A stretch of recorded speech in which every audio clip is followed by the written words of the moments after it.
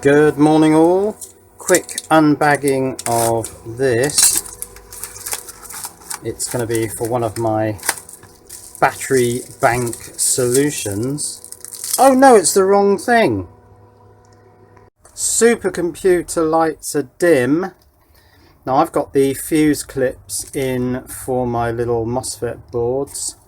But before I fit them, I think it was Andymouse said, why don't you try burning out that little fuse link with lots of amplitude. Should we give it a go?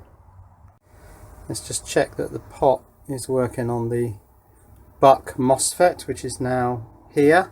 Right, let's put some current into the unit and give it some amplitude. Suppose you want to get a bit closer in on there, don't you?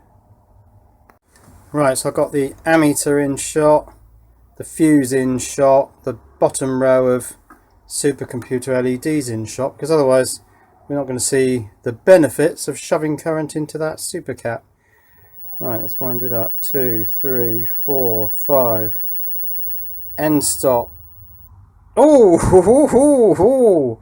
Did you see it burn out? It was rather fun.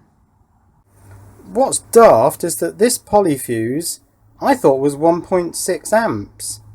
Maybe it's 16 amps, but I mean that just didn't give at all, did it? That kept conducting, so unless these things are just very, very slow. I mean, they are thermal, but yeah. Anyway, that's blown. I'll fit the fuse holders and shove a 5 amp fuse in there, and that's really just to protect the MOSFET.